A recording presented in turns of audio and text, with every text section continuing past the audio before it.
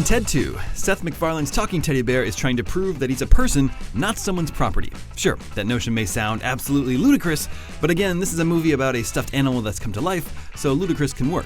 Going back to the well is a dangerous thing, especially for a comedy. New jokes for the old characters can be exceptionally difficult to come by, and you can only retell the old jokes in so many ways. Thankfully, Ted 2 is definitely more successful than not. Some jokes do miss, and the story is weaker than the first movie, but enough of it lands to put a smile on your face as you walk out of the theater. Mark Wahlberg as Ted's best friend John and Jessica Barth as Ted's girlfriend Tammy Lynn are both back. Notably absent this time out is Mila Kunis, with Amanda Seyfried stepping in as John's new love interest. While Seyfried is unquestionably funny in the role of lawyer Samantha L. Jackson, previous girlfriend Laurie's absence is regrettable considering how heavily the original focused on John trying to save their relationship. Wahlberg is given less to do here than in the original, with John mainly trying to get over Laurie. That is, until Sam appears as the obvious answer. However, the relationship between Ted and John is just as real and heartfelt as it was in the first film.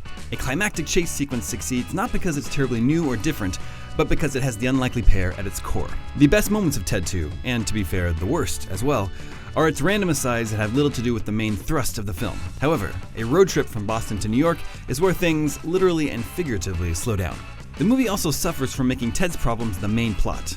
Ted's quest for humanity starts out with the comedic notion of his wanting to have a kid to save his marriage, but it turns into something much more serious and forces Ted to step somewhat away from his cartoonish nature. Ted the pot smoker is funny. Ted the civil rights advocate is something not so easily dismissed, and while that is okay, it fits less well with the rest of the movie.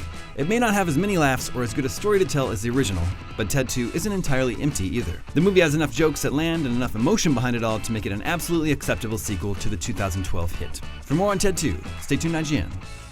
Oh, I'm Samantha Jackson. Ted, how are you? Good to meet you. John. Nice to meet you. Wait. What's your middle name? Leslie. Oh, my God. so you're Sam L. Jackson. Just like Sam L. Jackson. Who is that? You ever seen any movie ever? He's the black guy.